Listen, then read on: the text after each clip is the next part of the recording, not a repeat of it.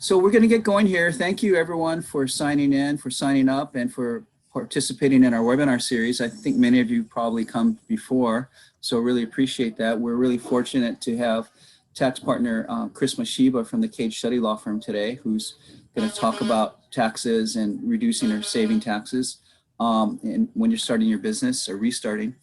We just have a few preliminaries before we launch in here. First of all, you know, the concept of our series is to help Hawaii businesses that have maybe gone under because of COVID, or people that have lost jobs, to really give them a jump start in their startup process.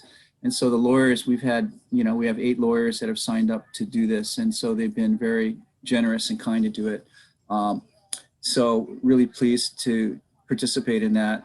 Our next webinar is next week. It's by Chris Ye, I believe. And I'll just share that real quick here. So sorry, it's not up on my screen here, but Chris Ye is going to be doing hiring employees and independent contractors. And so let me just put this up now that I found it here. Just bear with me one second. Oh shucks, it's not coming up. One more time. Okay. Anyways, you just trust me. Next week we have Chris Ye, and if you signed up for any webinars, you will get the link for that webinar. We will take questions during the webinar and pose them at the end. So we'll have 15 or 20 minutes at the end to do that. So please put your questions in the chat to either me or Kat or to everyone, up to you, and we will try to get to them. Chris has kindly agreed to stay online for a few minutes afterwards in case you have any lingering questions. We are recording this, and so you should bear in mind that if you speak or are seen, it's going to appear in our recording, which we're going to publish eventually. We don't know exactly when. It's going to be sometime after the webinar series is done in April. And so it might take us a month or two to clean them up and then post them. So we will publish that as well as all of the materials. But by attending today, you will get the Chris's slides. His chapter will be coming out a little bit later. I want to thank Stefanos and Christian, our interns from the University of Hawaii School of Law, for giving us a lot of help during this past month or so. And I'd like to turn it over to Kat Tashner, my co-founder at Business Law Corps, who will give you a little information about Business Law Corps and what we do. So Kat, could you say a few words? Of course. Hi, everyone. Good morning. I do see a lot of familiar faces, so thank you to all of you for attending our webinar. My name is Kat Tashner. I'm one of the co-founders of the Business Law Corps. We've been around for about 10 years now, and we're a nonprofit organization that provides free legal services to small businesses and entrepreneurs throughout the state of Hawaii. Some of the services that we do direct legal services. We've also been doing a lot of webinars lately. One thing that I wanted to let you all know about are we do 4 free legal appointments every week. So if after this presentation you realize like, oh, I really want to sit down and talk to an attorney about my specific legal questions, we have 4 30-minute appointments available each week. So I'll drop links in the chat to where you can sign up for appointments. But please keep the Business Law Corps in mind as a resource for you as you think about starting a company or about growing your company. So thank you again for attending today. I'll be assisting with moderating the questions. So if you have any questions, please feel free to either put them in the chat or just DM them to me. But without any further ado, Chris, turning it over to you. Thanks again for talking to us. Yeah, let me say a few more words.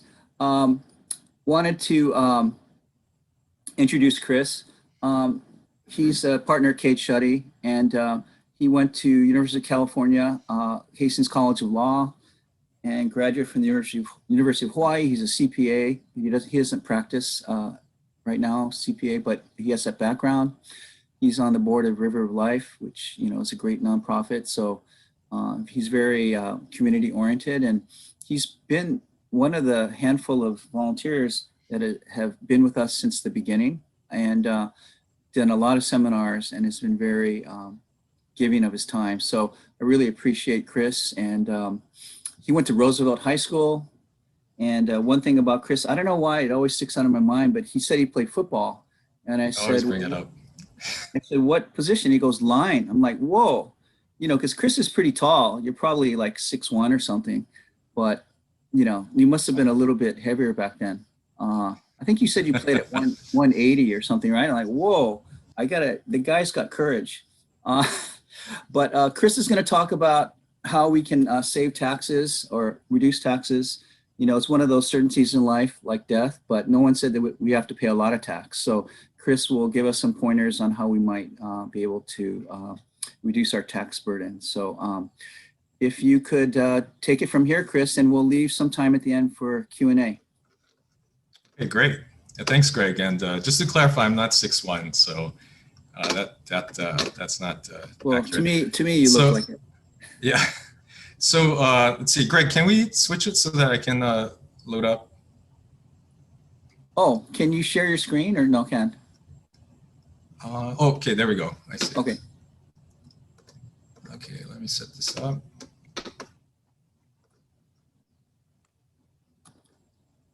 Okay, there we go. Yeah, so thank you, Greg and Kat, for inviting me today to speak with you folks. And, you know, Business Law Corps has always been, you know, on the cutting edge of serving the community. So really glad to be part of this. So today's topic, avoiding taxes, how to reduce your taxes. I mean, year 2020 was a tough year for many businesses. And, you know, I think this is a timely tax topic discussion, you know, as far as closing a business is concerned. You know, historically, my practice, a lot of the questions tend to be on the front end where, you know, people are starting new businesses and the choice of entity question, you know, what kind of entity should I form? Which is the most ideal entity for tax purposes is usually the common question. And these questions about tax consequences of closing a business is not that common of a topic. So, you know, this is really the first presentation I've done on this topic. So it was really good for me to kind of go through this and figure out what are the high level, you know, items that might be interesting for all of you folks that are attending today. You know, as Greg mentioned, you know, there was actually a famous judge that has a quote saying that, you know, you don't have a patriotic duty to pay more taxes than are legally required. So tax planning is totally legal. The title avoid taxes kind of gave me a little bit of a concern. It kind of sounds too close to evading taxes, but proper tax planning is totally legal. So that's what we're going to talk about today. Okay. So this slide number 3, closing a business tax issues. I just wanted to highlight, you know, what I want to talk about in today's presentation. Topics number 1 through 9, and some of them are tax traps, some of them are tax benefits, and I'll point them out, you know, as we go along. But you know, just real briefly in summary, you know, I'm going to be talking about tax implications of forgiving debt, a very common issue these days as a result of the pandemic and, you know, the financial issues that I think a lot of businesses are dealing with. Taking assets out of the company, there's tax consequences of that depending on what type of entity that you're currently doing business as. Number 3, selling any assets. You know, in a fire sale, if you're closing the business, just getting rid of the assets, there's tax implications of that. And it really depends on the nature of the assets that you're selling. So I'll kind of talk about that as well. Number 4, net operating loss carryback equals tax refund. So this is one, I think we're going to probably hear a little bit more about it this year in particular, just because the tax returns for year 2020 are rolling in now, and we're kind of looking at, you know, what the tax results are, you know, profits and losses and so forth. And this is one where if you do end up showing a loss for 2020, it's sort of a one-shot special deal for 2020 where you can actually carry back the losses to a prior year, anytime in the last 5 years, and potentially get a tax refund. So I'll kind of go through some illustrations on that one. Number 5, trust fund liability, unpaid payroll taxes, and GET. Yeah, so this is one where it can surprise some businesses that are closing.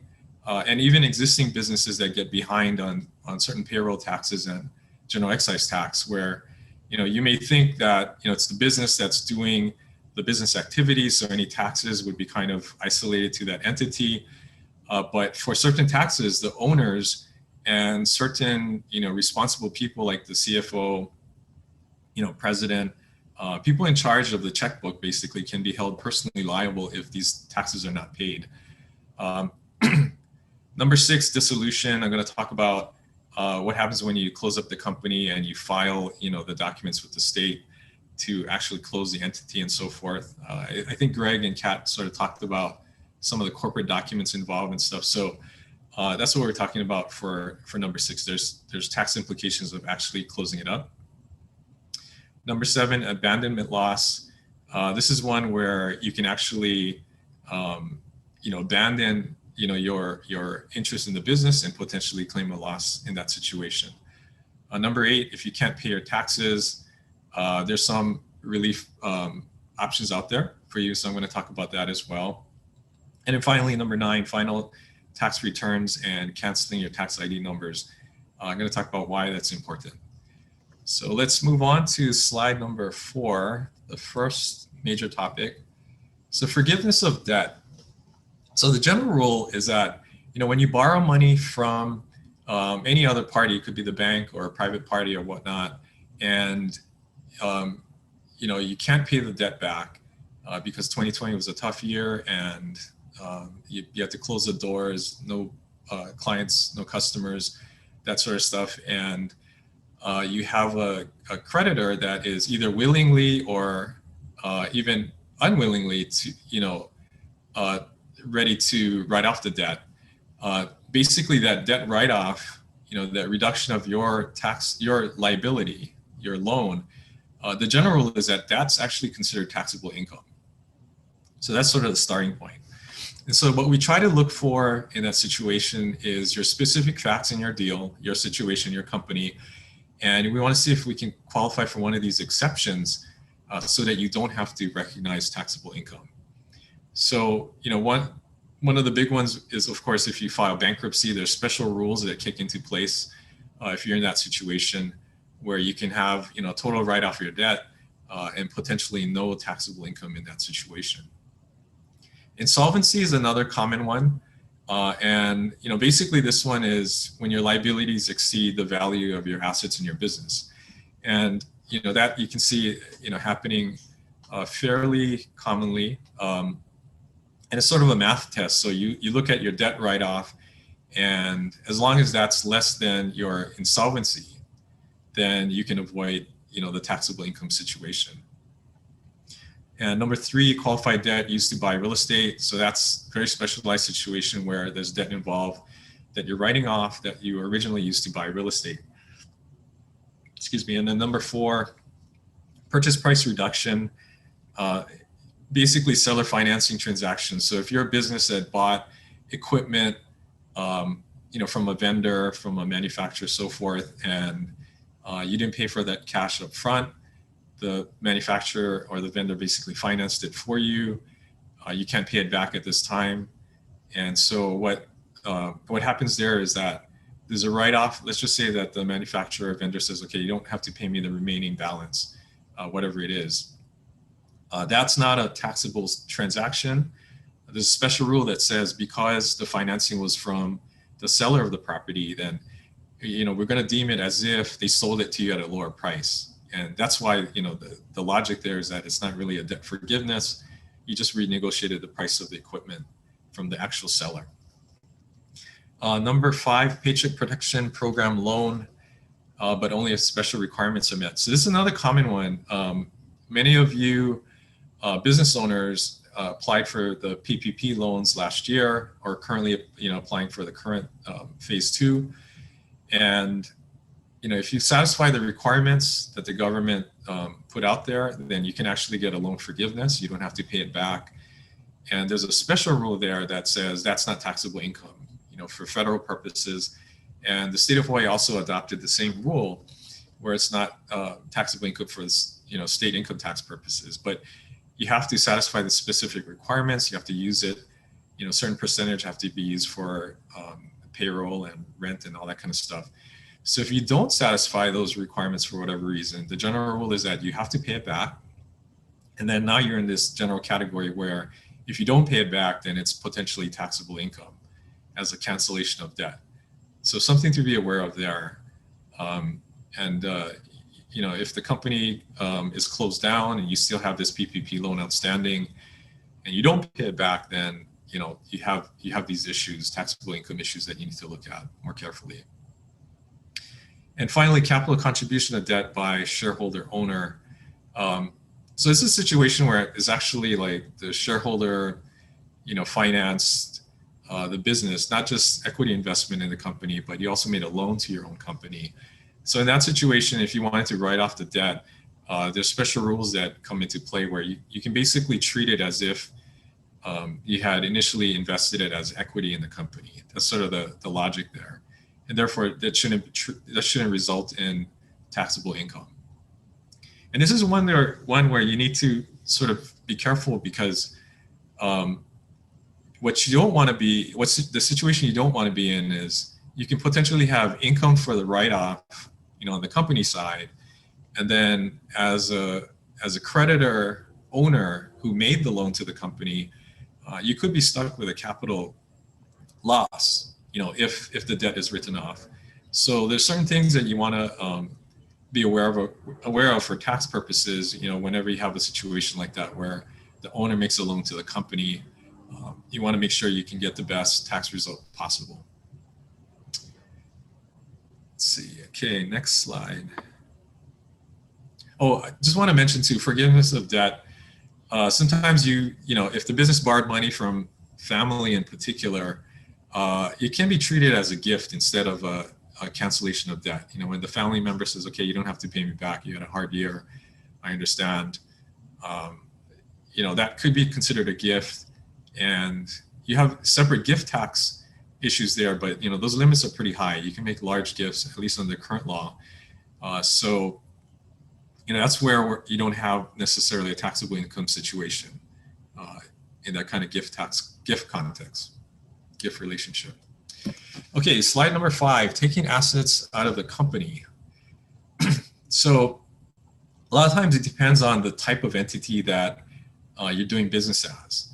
So if you're a C corporation or S corporation and you're shareholder, you're taking assets out of the company because you're going to shut the company down. The general rule is that that's going to trigger taxes as if you sold those assets.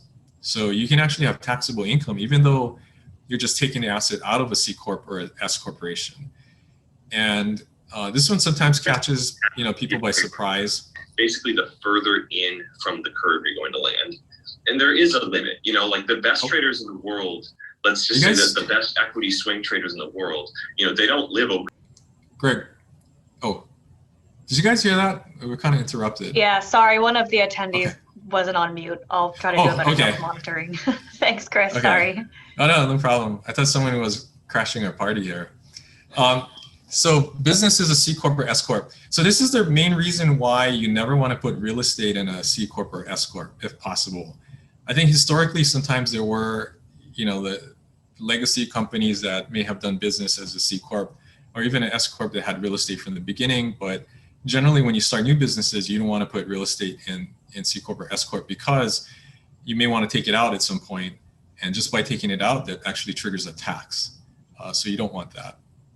With a C Corp, it can be a double tax, so it's even worse.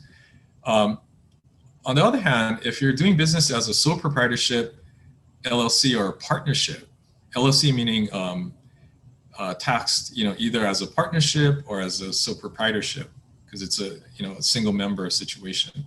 Generally, no taxes are triggered if assets are distributed from the company to the owners. So that's why you put real estate. If you're going to do business, through an entity and it's a real estate related deal, you generally want to pick, a partnership or an LLC taxed as a partnership, or LLC treated as a sole proprietorship because you own it 100%.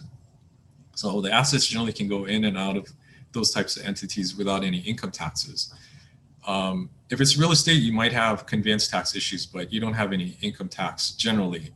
There's some exceptions to that if it's a partnership and other partners are putting in different kinds of properties at the same time, and then you're distributing it out differently. There's some traps there as well, but kind of as a general rule, it shouldn't be any tax triggered when you take it out. I have here highlighted the trap. So appreciated assets includes assets that are fully depreciated for tax purposes but still have some value. And a really common one too is like equipment. You know, if you have a business that is equipment heavy, and in recent years you have bonus depreciation, so you can write off the whole thing right away, all in year one, get the tax deduction from that. And now, 2020, it's a bad year. We want to close up and, distribute out that equipment. Maybe you might use it for something else. Just taking out that type of equipment can potentially trigger taxes. Even though it's used equipment and maybe it has a lower value, let's just say, 25 cents on the dollar or something from your original purchase price, but you fully depreciated it previously for tax purposes. That asset is actually a built-in gain asset that will trigger a tax. Another big one, I think that's a trap, that's a surprise, I think, is goodwill. And that's defined as, basically your brand, the reputation, that sort of stuff actually has value.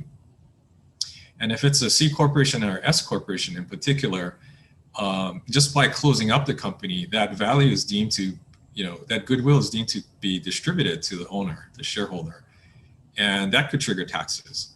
And recently, all of you heard that, Love's Bakery, closed up shop. It was a tough year. They couldn't continue operations and so forth. And so, if they were to just totally liquidate the company, that could potentially trigger a tax, because the brand Love's Bakery still has a lot of value in and of itself. And that's illustrated because they entered into some kind of licensing deal with a mainland manufacturer to continue, selling Love's Bakery products. In particular, I think to the state of Hawaii. So, even though the company is out of business, that kind of goodwill still has a lot of value, and that could trigger taxes if you liquidate the company. Let's see. Okay, next slide, number 6, selling any assets. So I have your depreciation, recapture, loss from the sale of business assets. So if you're closing up your business, you want to sell off remaining assets, it's good to be aware of the tax results, depending on whether you're going to recognize a gain or loss from the sale of those assets. Depreciation recapture. So what this means is that if you've previously depreciated the assets for tax purposes and you're going to sell it and get some cash for it, that income that you get from that sale is going to be taxed as ordinary income and not capital gains. Ordinary income, it's a higher tax rate, capital gains, lower tax rate. And so this rule applies, to the extent of any prior depreciation claimed. So if the whole thing was depreciated down to zero, then basically all of your gains would be ordinary income on selling that asset, business asset, and you get taxed at the ordinary income tax rate. Second point here, loss from the sale of the business asset. So the other hand, if it's a business asset that you're selling, and let's say it's not fully depreciated for whatever reason, for tax purposes, and so you still have a tax basis, which is basically your original, purchase price minus whatever depreciation you've taken. Whatever that is, that's sort of your starting point. And if you sell the business asset for less than whatever your remaining tax basis is, then you can claim an ordinary loss that can offset against ordinary income. So that's a good tax benefit there if you suffer a loss from a sale of a business asset. Okay. Moving on to slide number 7, net operating loss carryback equals tax refund. So as I mentioned, I think this is something that will become probably more relevant now since it's tax season for year 2020. And, basically if you suffered an overall loss for year 2020 from your operations, that, of course, you're not going to pay any taxes for year 2020 because it's a taxable loss, a loss for tax purposes. But because of a special rule for losses in 2020, as a result of the pandemic, you can actually carry back that loss up to 5 years. And you would amend your return in a prior tax year, assuming that you had taxable income in that year. And then you claim the loss, like kind of like retroactively. And then you figure out what your tax liability should have been.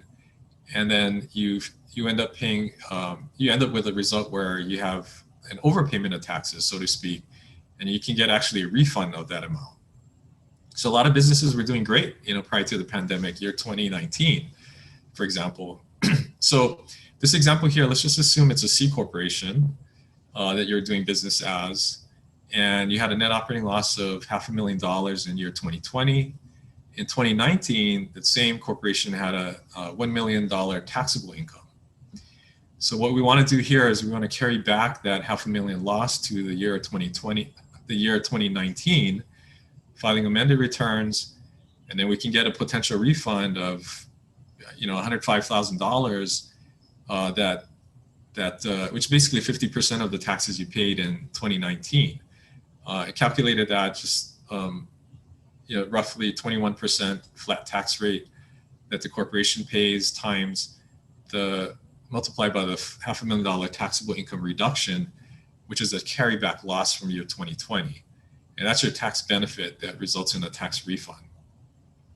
And that's a really great thing to keep in mind, because what happened was in 2017, as part of the Tax Cuts and Jobs Act, this ability to carry back the loss was actually eliminated. Historically, that was allowed. 2017, law was changed, so you could never do that. You couldn't do that again. You could only carry forward the loss, to a future tax year, but you couldn't carry it back. But because of the pandemic and tax relief in 2020, they allowed you to actually carry it back up to 5 previous tax years. So, and you don't have to be a C Corp. You can be a S Corporation, so even sole proprietorship, partnership, whatnot. You have to look at it a little bit more carefully in those situations, but it's generally, the general rule is that this concept is available. Okay, slide number 8, trust fund liability, unpaid payroll taxes, and GET. So this is the one where, as the owner or certain responsible parties, officers, could be even the controller of a corporation or a company, certain accounting managers, depending on your authority, you could be liable for failure to pay or withhold payroll taxes or the Hawaii general excise taxes. So payroll taxes would be, basically the Social Security taxes, FICA, FUTA, Medicare taxes, or withholding taxes, for the employees' portion of their income tax withholdings. If that's not withheld and deposited, to the government, you could be personally liable for that. Not all of it, but some, a portion of that. So you need to look at that more carefully, talk to your tax advisors, your accountants in that situation. Times are tough, but these types of taxes you want to be extra vigilant about and make sure you're in compliance, because you don't want this type of liability to go after you personally. Not just the company entity itself, but individuals could be held liable and be forced to write a check for any kind of shortfall. State of Hawaii also has a general excise tax where there's this trust fund liability as well. So if GET is not paid by the company for whatever reason, the responsible people can be individually liable for this. And this one actually does come up. Actually, both of these issues do come up periodically in my practice, and it's a really tough one to work, to find a solution once you're in one of these situations. Okay. Slide number 9, the solution. So as the owner of the business, you may have a capital loss if you dissolve the company and the tax basis in your company shares exceed the value of remaining company assets, if any, distributed to you. So generally, and I should clarify, if you're a corporation or an S corporation in particular, this would be the result where you liquidate the company, file the papers with the state to dissolve your company, and you still have a lot of tax basis left in your shares. That would be as a result of the initial cash investment you made in your business. That's a really big amount. And then you take very little assets out when the business is closed and dissolved, then you can actually claim a capital loss for that difference, because it's basically an overall loss on your investment. Capital losses, however, are not that useful, I think, as a practical matter, unless you have a lot of capital gains. But it's something that some parties can use. The caveat I wanted to mention is, as a partnership or an LLC taxed as a partnership, you can also have a capital loss in that situation. But if you distribute any property, meaning anything other than cash, even a small amount of property in the liquidation, then that can actually prevent you from claiming a loss. I didn't mention on this, and I think in the written follow-up materials, I will mention it, but there is a difference there. I think if you're a partnership or a LLC taxed as a partnership, potentially that can be an issue. That comes up in my practice periodically. And, if claiming a capital loss is important, when you liquidate the partnership, then you want to make sure there's no non-cash property that's coming out. And if you have time to plan around that, that's usually what we would look at. Okay, slide number 10, abandonment loss. Okay, so what this is about is, usually it's a situation where you're like a part owner in a business. You have a partnership interest in a business, or you own shares in a corporation. And so, and you made an investment in the company, so there's a lot of cash that went in. You're not going to get that cash back out because the business is not doing well and it's probably going to close up.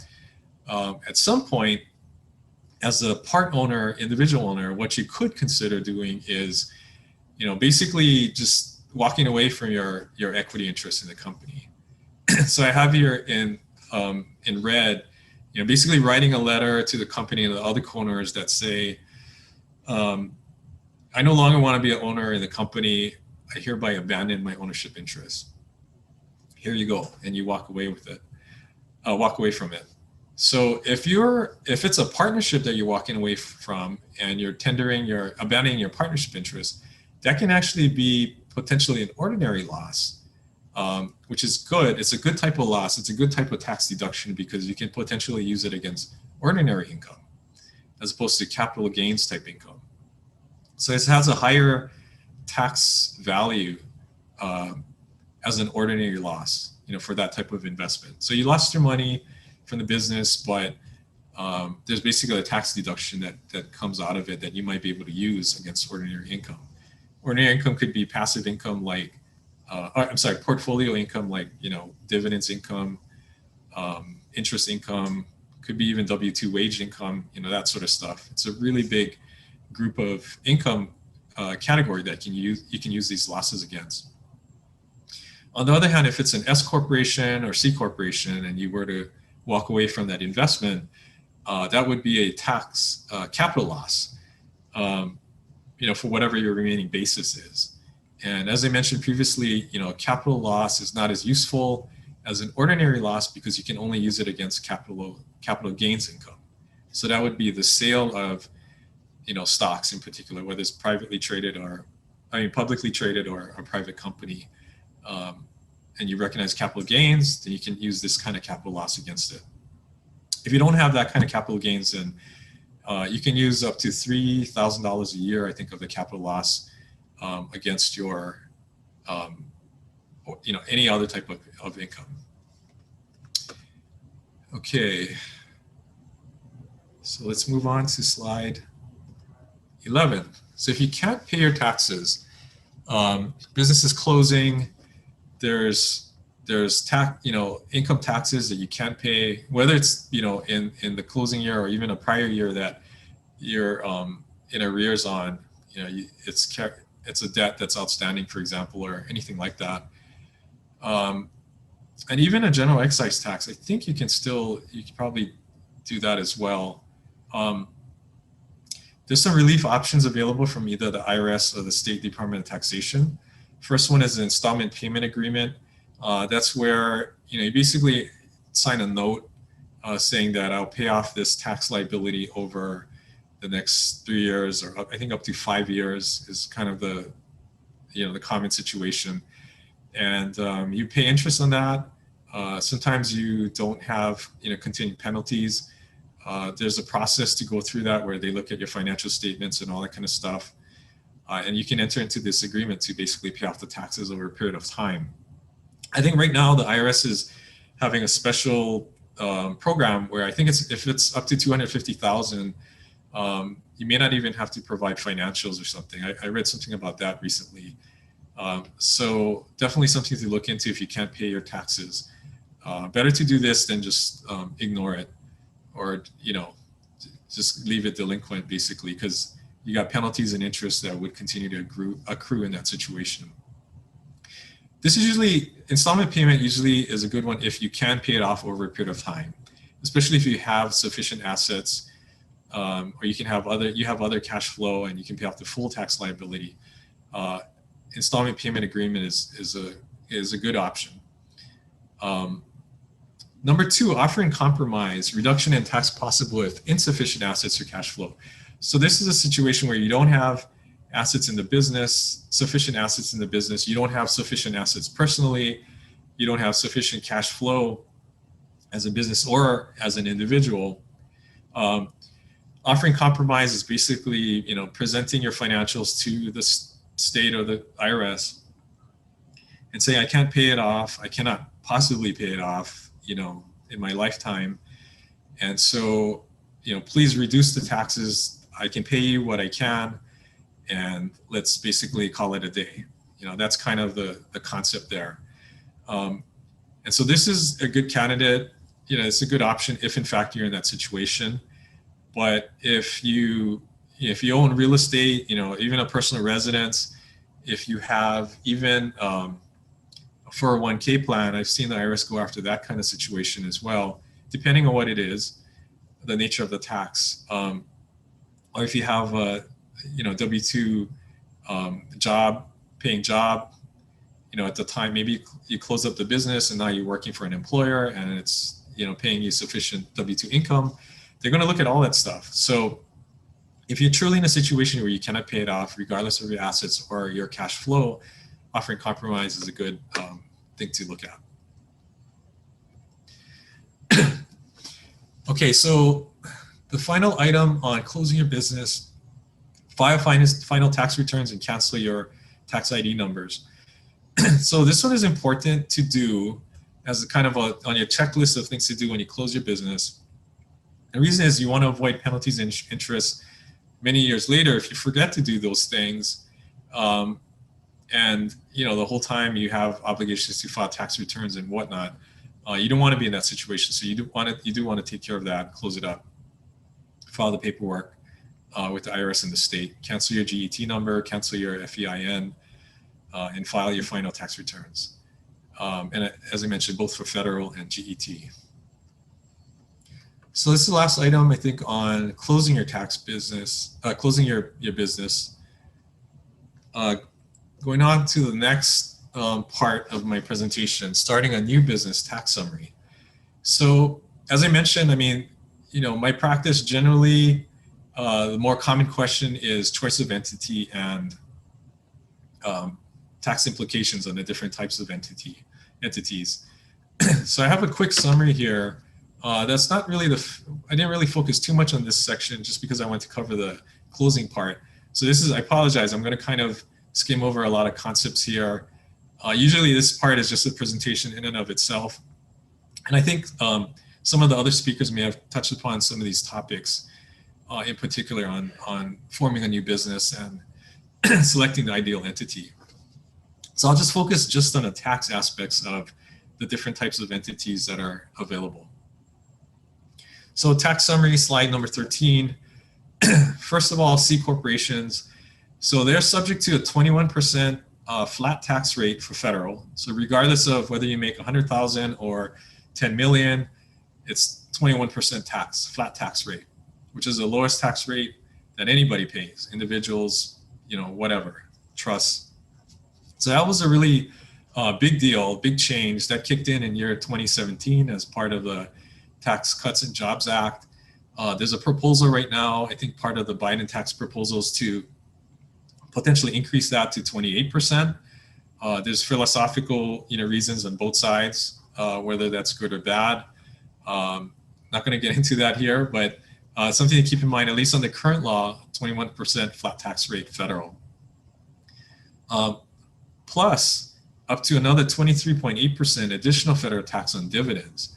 And that's what we call a double tax problem, which usually makes a C corporation not a good entity to select, as far as doing business, especially for small businesses, I think, in general.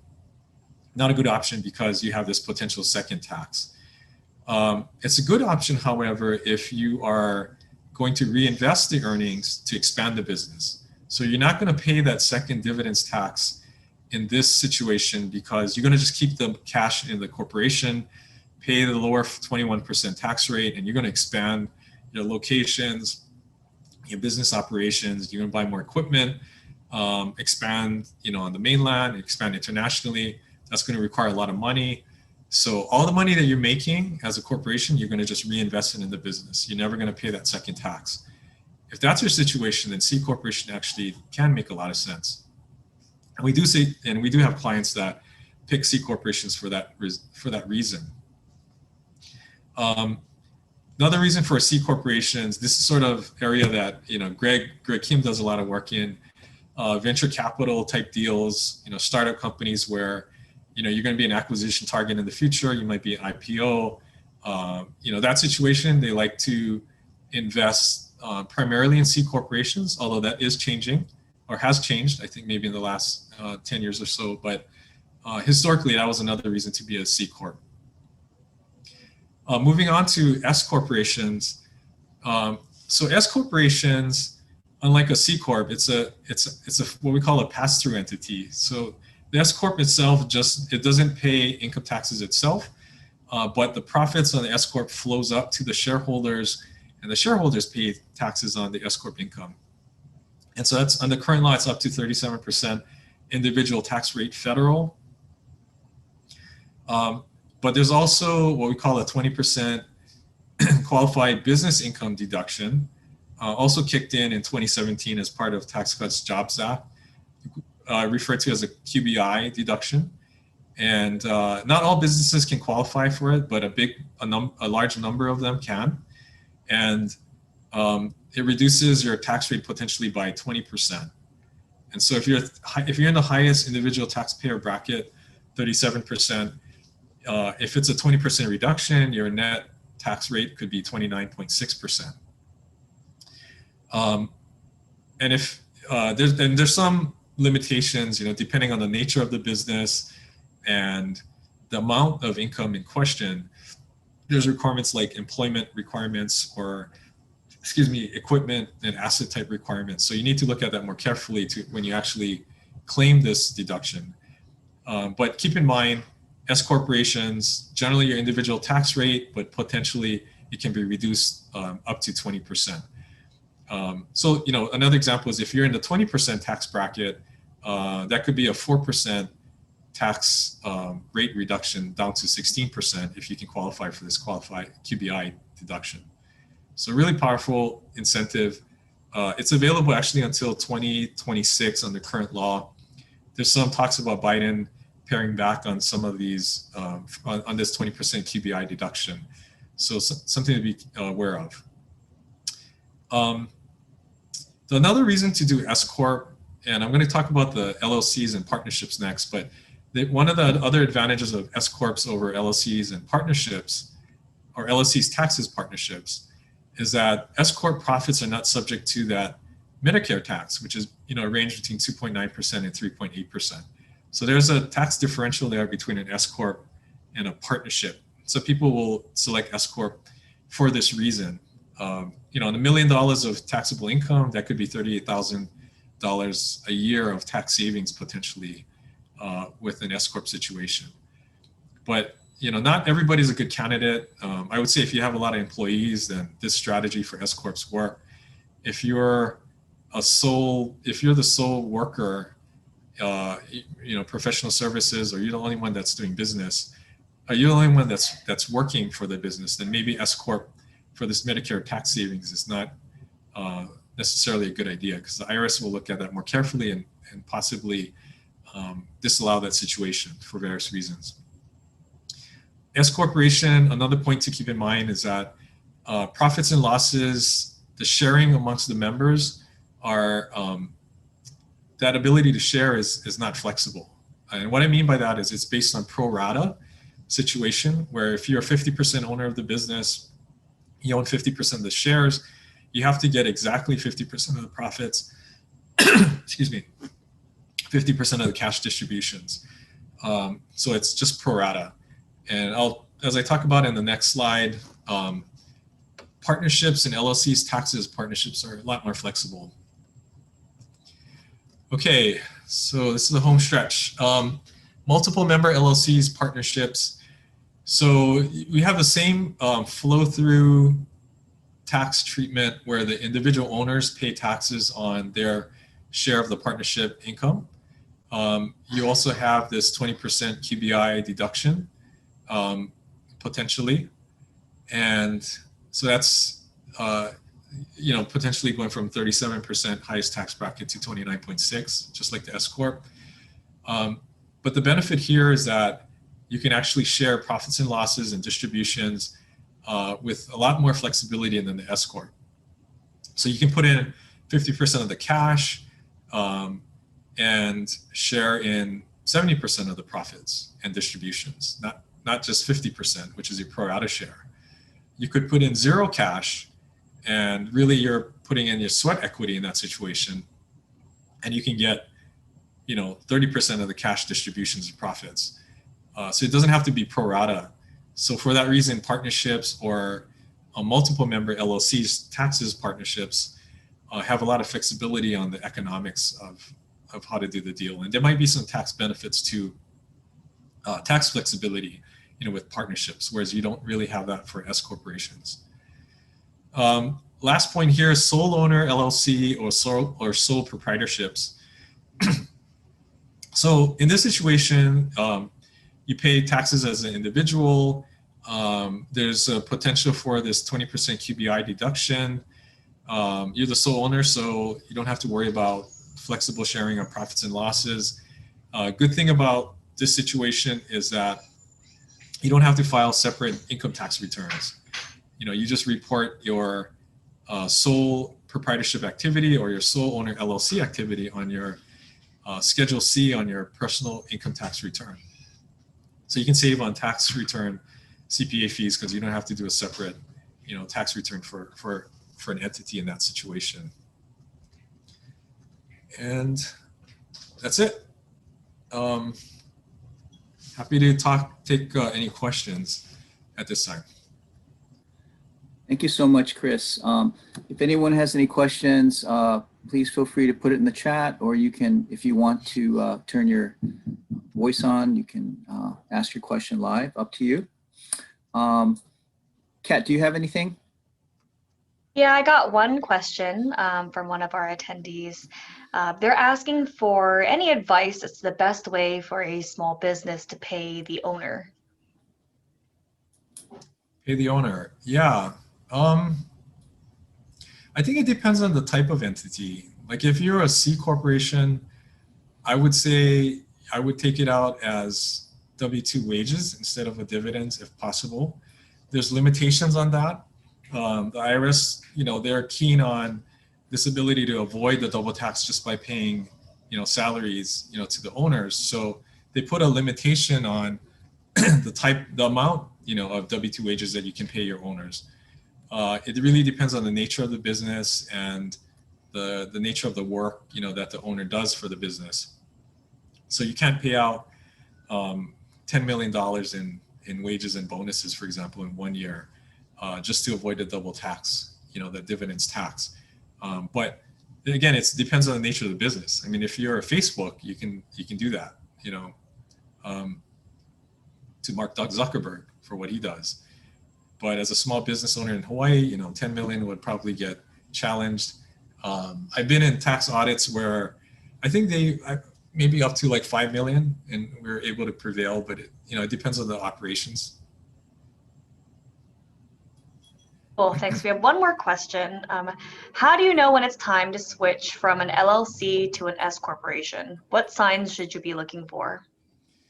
Yeah, that's a good question. And I was going to mention, so the LLC vehicle is kind of a schizophrenic entity because it can be anything. You file it under state law, it's an LLC, but it could be a sole proprietorship. It could be a C corporation. It could be an S corporation. It could be a partnership. It really depends on how many owners you have and what tax filings you file with the IRS. And so what I tell clients, in particular when they're starting off a business, is that if you're not sure, then maybe LLC is a good way to start with. Start off as a sole proprietorship LLC or a partnership type LLC, and then you may, going forward, you can elect to be an S corporation. You can elect to be a C corporation without triggering any taxes. On the other hand, if you start off as a C corp or an S corp, to go to a LLC structure that's taxed as a partnership or a sole proprietorship, it's expensive to do that because that triggers taxes when you do that conversion. So converting from LLC to C corp, S corp, no taxes. Going backwards, the other way around, there's a taxable event in that situation. So something to keep in mind. So specifically to your question, if you're an LLC, and I'm assuming you're either taxed as a sole proprietorship or a partnership for tax purposes, and you're looking to make an S election or even a C corp election, what are the factors to consider in that situation?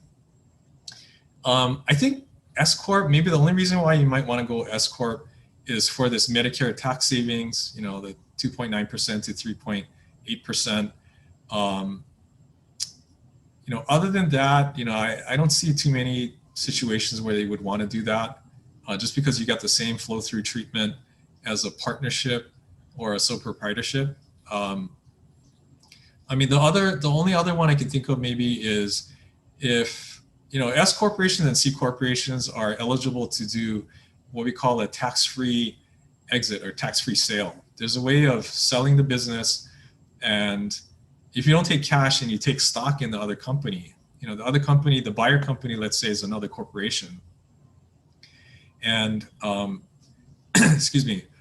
And so you do a stock deal, you're taking stock in the buyer company instead of cash. You can't qualify for that kind of tax-free treatment if you're an LLC that's a sole proprietorship or taxed as a partnership. You can if it's an LLC taxed as an S corp or a C corp. So that's another situation, but it's a very limited situation. If you plan to sell the business and take stock instead of cash. And there's other reasons why you want to go C corp, from an LLC. Different factors come into play there. Chris, there's some non-tax factors that we haven't mentioned, so we should just make sure the audience knows that, because the S corporation has some restrictions that might also lead you to be an LLC. But one question I had was, you mentioned the Medicare, Medicaid savings. How about Social Security? Is that no longer an expense that you could save in an S corp, like self-employment taxes? No, that's a good point. Technically, you are correct, Greg, that there's still that Medicare. There's still the Social Security tax savings. And that's the bigger amount, the 13% or whatever. And so S corp income is not subject to Social Security taxes. The problem, and the reason why I don't mention it, because as a practical matter, there really isn't that much savings there, because you have to pay yourself a salary if you're doing work for the LLC. Or I'm sorry, if you're doing work for the S corp, you have to pay yourself a salary, a reasonable salary. And that reasonable salary amount, basically is subject to Social Security taxes and Medicare taxes. And so a lot of times your reasonable salary will cap out, at the maximum Social Security taxable income. And therefore, you're capped out anyway. You're not going to be paying any more Social Security taxes on S corp income because you've already paid it through your wages. That's not always the case. If you pay yourself low wages, then maybe you're not capped out on the Social Security, and maybe there is some savings on the S corporation profits. That's residual left over, but it might get challenged by the IRS. They're going to say, hey, you're paying yourself too low of a W-2 salary. You're only doing that because you don't want to pay the Social Security taxes as an S corp, and therefore we're going to disallow it. And I've been in tax audits. Yeah, it's a common situation. Yeah, it's a good point that in an S corp, if your salary is so high that you hit the cap on the Social Security, then you're not going to save that on the retained earnings, right? So that's an interesting point. But I think as your retained earnings increases, it's just something people probably keep an eye on, because even on the Medicare side, you might save thousands of dollars if you switch to that.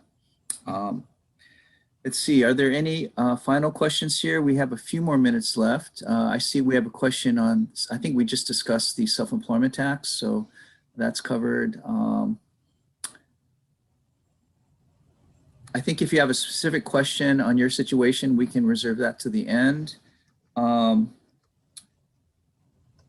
guess for me, the general question is, under the current situation, if you had a business that closed and you're restarting, or you can't pay your taxes, are there any special programs that you're aware of that government is there to help you to restart or to avoid taxes, or is it just business as usual right now? So I'm sorry, was the question if you cannot pay your taxes? Well, there are two parts, I guess. When you can't pay your taxes, I guess, is there any government program now or proposed legislation to forgive you or to give you some help? And then on the other side, you restart a business, are there any programs helping people start up businesses? I see postings now and then that's, aimed towards that. So I guess there are two questions there. Yeah. So for the first part, other than the installment payment plan option or the offering compromise, I'm generally not available. I'm not aware of any other programs that the government has. Okay. If you truly cannot pay and you don't have assets, you don't have the cash flow to pay it, let's just say over the next 5 years or even 10 years, then offering compromise is probably a good one to look at. And that's where, the government will actually forgive the taxes. Do you think the government will actually go after people that can't pay back their PPP? Oh yeah, that's a good question. If they don't forgive you, do they have to forgive you in writing? They have to tell you, or can you just meet the requirements? You gotta apply for it. You gotta get a letter that tells you, it's forgiven. So do you think there'll be enforcement actions against people who can't pay it back? Yeah, I think if the dollars are significant enough, yeah. Okay. I think if it's small amounts, probably not. There's a certain, I forget the threshold. I think it was it might be kind of low, like 25,000 or something, that they won't even bother. As a practical matter, I would say, maybe up to $1 million, they may not bother, I think, but above that, they probably would. Okay. Any final questions? It's 11 o'clock, a little past. I want to thank Chris for being such a great speaker, providing us valuable information. We will post these recordings and the chapter he writes later on after April. We'll try not to take too long to edit those, but we need to smooth them out, and we'll get those around to everyone that's registered for the webinar. We'll send you links. And if you have any final questions and you want to stay on for a few minutes, please do. Otherwise, I want to thank Chris again and our team, Kat, Stefanos, and Christian, for their hard work. And we've got 2 more webinars. We added a bonus webinar in 2 weeks, by the way. It's the University of Hawaii School of Law, and it's our opportunity to do community service. So if you want to come and get a refresher on everything covered during the series, as well as support the students of the University of Hawaii who are trying to help small business, please come to that one. Otherwise, have a great day, a great rest of your week, and hopefully we'll see you in the future. Thank you. Thank you. Thanks, everyone. Chris. Yes. Hi, it's Lee Fukumoto. How you doing? Hey, Long good. time, no talk. Yeah. Hey, I had a quick question on the 2553 form. You recall that form where you can Yeah. be taxed as a S corp while being an LLC? Yes. When is the the dollar amount threshold make sense? Like, why would Hmm. someone execute that form? Like, at when? Yeah, I think if I would say like the Medicare tax savings question, um, at the lower amounts, it may not make sense, but yeah, if your net profits from your company is significant enough where that Medicare tax savings makes sense and you want to look at that more carefully, then uh, that's usually when you would look at that election. Now, what's considered significant? I think it depends. You know, really depends on your situation. The benchmark I always tell people is that, you know, if your net taxable income is $1 million, then making that election, if it's available, is $38,000 of tax savings a year. You know, so you kind of break it down from there. It's half of that if it's $500,000 taxable income and so forth. Oh, okay. So yeah, so break even's pretty low then the threshold. Can be, yeah. I see. Yeah. Yeah. And Now, then if you that have other, multiple owners, I'm sorry. So if you have multiple owners, however, you want to be careful in going to the S corp because now all of a sudden everything got to be pro rata. You know, your right. ownership sharing. If you got 4 partners, they're 25% each. Everything has to come out 25%. You know, just like that. And then if you have like real estate in the company, for example, then you probably don't want to make this S election because if you end up taking it out in the future, you're going to trigger a tax I if see. it's an S Chris, corp. that savings on the Medicare would apply even if you have a one-person shop and you earn all of the money that the corporation earns. Because I know on the Social Security side, we have to be careful about that concept Yeah. if it's not passive income. But on the Medicare side, that doesn't apply. It's automatically exempt. Well, it is automatically exempt, but that's where the reasonable salary part comes in.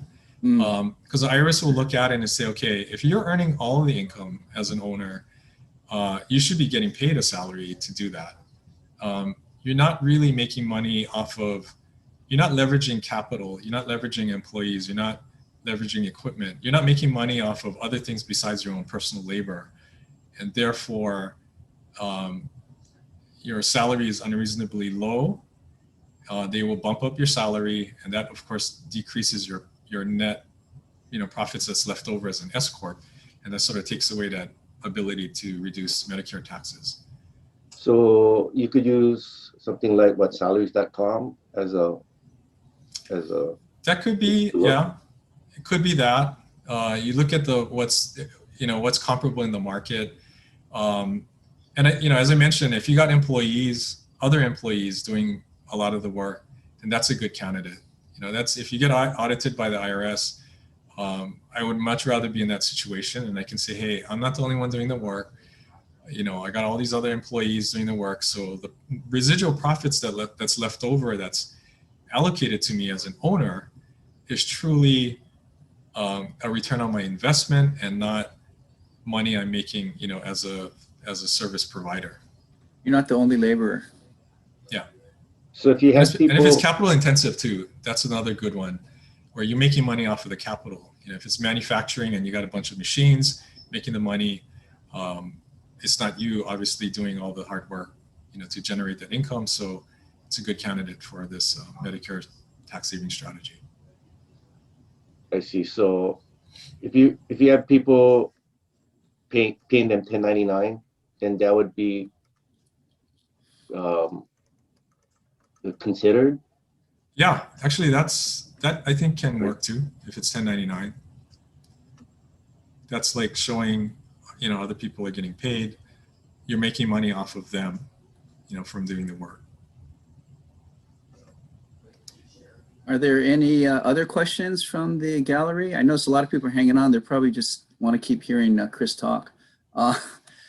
If there are no further questions, then we'll ask you to sign off. And then if the panel can just stay online for a few minutes to wrap up, that'd be great. I just had a quick question, but it involves transfer pricing, actually. Looking at Hawaii's law and Hawaii's adoption of the Internal Revenue Code for Section 482, this concept of transfer pricing, where we look at related transactions across similar institutions, operations. The thing about Hawaii is we love being very unique as a state. And so we've actually excluded intangibles from our own adoption of Section 42.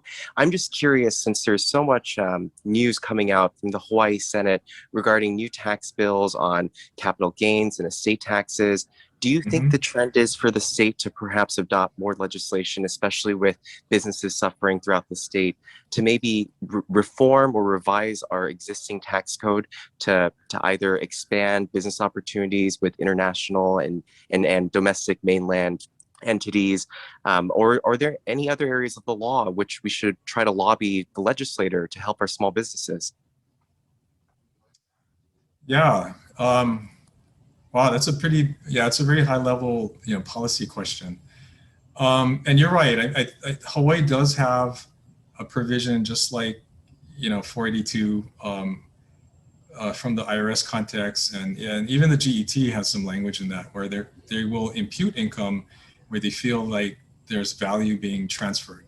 So that is certainly an issue. That being said, though, in practice, in actual audits, that issue rarely comes up. I can't think of a situation where 482 type power was exercised. Not saying that they can't, they certainly can. And maybe in a few egregious situations, it's been discussed. But, it's a very complex, it's a complex issue, I think. And I don't know if the state is really focusing too much on that kind of stuff. I will say, however, though, intangible assets in particular in recent years have been getting a little bit more attention to the state. And, for example, royalty, intangible asset type value royalties are now subject to GET, and potentially use tax situations. So they're trying to tax it more, not so much tax it less, I think, as a general rule. As far as being, passing tax laws to make Hawaii more attractive, for business internationally, I don't know. It seems like they're going the other way right now, with all these tax increases, right? And so is the U.S. So, but I guess it depends. I mean, the U.S. on the other hand is trying to bring business into the country, so maybe that's a little different. I'm not aware of too many state tax initiatives, doing the same thing though. Okay, I think we'd better end our session now, but thanks everyone for your questions. And I put Chris's contacts in the chat if you want to get in touch with him, which I would highly recommend. And, thanks again, Chris. And if the speaker, if Chris, you could stay on for a few minutes, we'll wrap up our program here. Thanks everyone for joining. Thank you.